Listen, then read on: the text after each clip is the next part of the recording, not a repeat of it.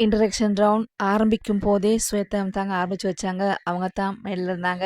அவங்க மட்டும் இல்லங்க, அவங்க கூட சேர்ந்து எல்லா குழந்தைகளுமே இருந்தாங்க. அதாவது திவினேஷ், அபினேஷ், ஸ்ரீமதி, ஸ்ரீஹர்ஷினி, இன்னும் ஒரு 3 குழந்தைங்க எல்லாம் இருந்தாங்க.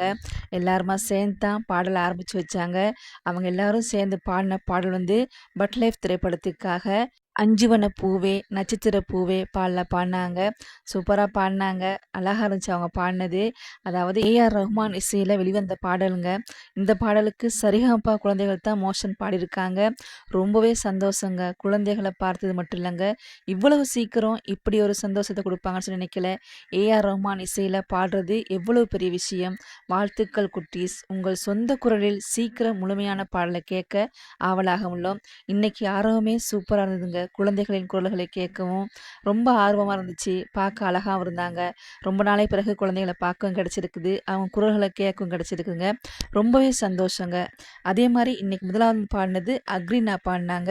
இவங்க பாடின பாடல் வந்து "இரவும் நிலவும் மலரட்டுமே, இனிமை நினைவுகள் தொடரட்டுமே" அவங்க அந்த பாடல பாடுனாங்க. சூப்பரா பாடுனாங்க. அழகா பாடுனாங்க. இந்த பாடல எடுத்து பாடுனதே ரொம்ப பெரிய விஷயம் தான் ஜட்ஜஸ் எல்லாமே சொல்றாங்க. அதே மாரி அவங்களுக்கு கோல்டன் ஷவரும் கிடைச்சுச்சுங்க. அதே மாரி அடுத்து வந்து பாடுனது பகவதி பாடுனாரு.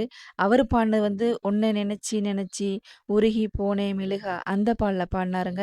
ஆனா, அவரு கொஞ்சம் பயந்து தான் பாடுனாரு. நல்லா பாடுனாரு. அழகா இருந்துச்சு. ஆனா, அவருக்கு கோல்டன் ஷவர் கிடைக்கலங்க. அதே மாரி அடுத்து வந்து பாடுனது சுசாந்திகா பாடுனாங்க. அவங்க பாடுன பாடல் வந்து "கண்ணாளனே எனது கண்ணை நேற்றோடு காணவில்லை" அந்த பாடல பாடுனாங்க. சூப்பரா பாடுனாங்க. ரொம்பவே அழகா இருந்துச்சுங்க. ஜட்ஜஸ் எல்லாமே எழுந்து நின்னு தான் கை தட்டினாங்க. அவங்களுக்கு அந்த அளவு அழகா சூப்பரா பாடுனாங்க. அதே மாரி அவங்களுக்கு கோல்டன் ஷவர் தான் கிடைச்சுச்சுங்க. அதே மாரி அடுத்து வந்து பாடுனது தேவயானியின் மகள் இனியா பாடுனாங்க. அவங்க பாடின பாடல் வந்து "பல்லாங்குழியின் வட்டம் பார்த்தேன் ஒற்றை நாணயம்" அந்த பாடல பாடுனாங்க. அழகான வாய்ஸ் அவங்களுக்கு. சூப்பரா பாடுனாங்க. அவங்களுக்கும் கோல்டன் ஷவர் தான் கிடைச்சுச்சுங்க. அதே மாரி அடுத்ததா வந்து பாடுனது ஸ்ரீஹரி பாடுனாரு. அவரு வந்து "மாங்குயிலே பூங்குயிலே சேதி ஒண்ண கேளு" அந்த பாடல பாடுனாருங்க. சூப்பரா பாடுனாரு.